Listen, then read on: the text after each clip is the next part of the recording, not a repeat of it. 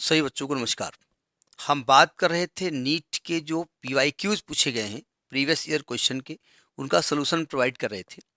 उसके तहत electric charges and field, ये क्लास 12th का पहला चैप्टर है, इसके क्वेश्चन डिस्कस कर रहे थे। ठीक है, इसके कुछ क्वेश्चन हम डिस्कस कर चुके हैं, उनको इसी प्लेलिस्ट में डाल दिया है। जो प्लेलिस्ट बनी होगी इलेक्ट्रिक चार्जेज एंड फील्ड की, उसमें देख लीजिएगा।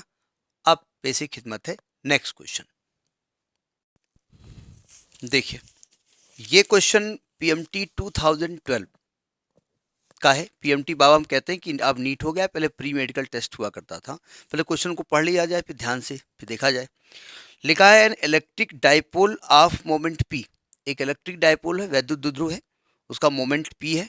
हम जानते हैं पी 2 क्यूएल होता है, उसकी डायरेक्शन नेगेटिव से पॉजिटिव चार्ज की तरफ होती है। Is placed in an electric field E. एक इलेक्ट्रिक फील्ड में वो रखा हुआ है। ठीक है, the dipole acquires the position in such that acquire a position, वो एक्वायर कर लेता है। मतलब पहले कुछ और रहती होगी और बाद में हमने एक्वायर कर लिया। भाई वो I have acquire the this goal, तो यानी पहले कुछ था, बाद में हमने एक्वायर किया। ठीक है, the position that the axis of dipole makes an angle theta with the direction of field. तो एक्सिस ऑफ डाइपोल होती है, वो माइनस चार्ज और प्लस चार्ज को मिला के जो लाइन खींचती है, पूरा यही एक्सिस कहलाती है ना। वो इलेक्ट्रिक फील्ड से थीटा एंगल बना रहा है। Assuming that the potential energy of dipole is zero when theta is pi by 2, यानी पहले शुरुआत में डाइपोल थीटा 90 डिग्री पे रहा होगा, है ना, बाद में घूम के थीटा एंगल पे आ गया होगा। ठीक है, तो टॉर्क निकालना है और पोटेंशियल एनर्जी ऑफ डाइपोल क्या होगा बताइए। देखिए, हम जानते हैं टॉर्क का फॉर्मूला जो होता है वो तो हम जानते हैं पी साइन थीटा होता है। कोई भी डाइपोल अगर किसी इलेक्ट्रिक फील्ड में थीटा एंगल बनाते हुए रखा हुआ है तो उसका टॉर्क होता है टाउ और पी साइन थीटा। रखा हुआ मतलब ये है कि ये इलेक्ट्रिक फील्ड है ना। कोई भी डाइपोल, ये हम फिलहाल ऐसे बना देते हैं, ये इलेक्ट्रिक फील्ड है। कोई भी डाइपोल अगर परपेंडिकुलरली रखा हुआ है तो एक्चुअली इलेक्ट्रिक फील्ड चाहता क्या है? कोई भी फील्ड ये चाहता है कि आप उसकी डायरेक्शन में पहुंच जाइए, आप उसकी डायरेक्शन में चले जाइए। ठीक है, अगर आप वैसा ही फील्ड जनरेट कर सकते हैं तो। अगर आप में चार्ज नहीं है और आप इलेक्ट्रिक फील्ड में हैं तो आप पर वो फोर्स लगाएगा ही नहीं। ठीक है, तो क्वेश्चन पढ़ लेते हैं पहले। An electric dipole of moment P, यानी इलेक्ट्रिक डाइपोल का मोमेंट क्या है? पी है। Is placed in an electric field, वो इलेक्ट्रिक फील्ड में रखा हुआ है जिसकी इंटेंसिटी ई है। ये इंटेंसिटी ई है ना। The dipole acquires a position, acquire कर लेता है, पहले कुछ और था बाद में करता है, such that the axis of the dipole makes an angle theta with the x direction of field. यानी कुछ हद तक डाइपोल ऐसे हो जाता है, ये माइनस चार्ज है, ये प्लस क्यू चार्ज है, और ये इलेक्ट्रिक फील्ड के साथ थीटा एंगल बना लेता है। पहले 90 रहता होगा, पहले ऐसे डाइपोल रहा होगा, है, ये प्लस क्यू रहा होगा, ये माइनस क्यू रहा होगा, इलेक्ट्रिक फील्ड ने घसीटा तो ये घूम गया, और घूम गया तो टॉर्क लग गया। हमने कहा था कोई ऐसा फोर्स लग जाए कि बॉडी रोटेट करने की टेंडेंसी आ जाए तो उसी फोर्स को हम टॉर्क कहते हैं। तो वो टॉर्क होता है पी साइन थीटा। अब चारों में से पी साइन थीटा है, तो मजबूरी में हम अगर अगर अगर अगर इन चार ऑप्शन में से एक में दिया होता टॉर्क पी साइन थीटा तो हम उसी को आंसर कर देते, सेकंड बात हम करते ही नहीं। लेकिन ये टॉर्क पूछ रहा था, सब में पी साइन थीटा है।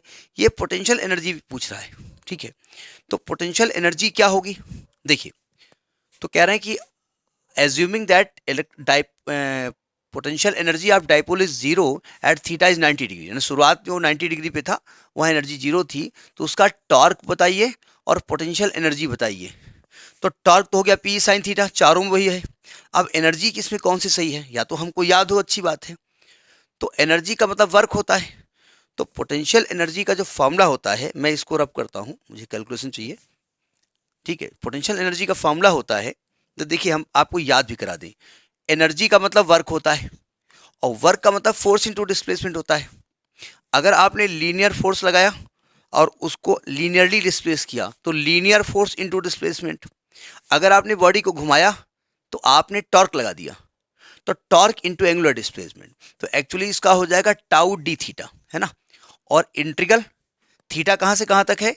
शुरुआत में वो पाई बाई 2 पे था और बाद में थीटा पे रुक गया है। पहले उसकी एनर्जी 0 थी और 90 पे था, ऐसा बोला है ना उन्होंने, 90 डिग्री पे था, और बाद में उसने पोजीशन एक्वायर की थीटा वाली, है ना। अब रख दो उठा करके, तो इंटीग्रल π/2 टू थीटा, टाउ की वैल्यू क्या है, PE sine theta d theta. अब देखो, बायोलॉजी वालों को मैथमेटिकल फिजिक्स तो पढ़नी पड़ेगी, मैथमेटिक्स इतनी आनी पड़ेगी आपको, करना ही पड़ेगा। पी बाहर हो गया, और साइन थीटा का इंटीग्रल क्या होता है, minus cos theta, limit π/2 to theta. आ रहा है इसमें, थोड़ा सा और चेंज कर दें, तो जब लिमिट रखेंगे तो माइनस तो बाहर निकालो, पी पहले अपर लिमिट रखोगे तो कॉस थीटा आएगी, माइनस लोअर कॉस π/2 आएगी, कॉस 90 जीरो होता है, तो माइनस पी कॉस थीटा, ये पोटेंशियल एनर्जी है, माइनस पी साइन कॉस, मतलब ये वाला पार्ट। तो ये वाला पार्ट आपका सही है, ठीक है। आपको ये कैलकुलेट करने की जरूरत नहीं है, अगर आपने टॉपिक पढ़ा है तो आपको ये याद होना चाहिए, लेकिन हमने बता दिया कि how this value has come, ठीक है। This was question of PMT 2012, PMT 2012 2012 का क्वेश्चन है, ठीक। क्वेश्चन टफ नहीं है, थोड़ा सा दिमाग लगाना पड़ेगा, ठीक है।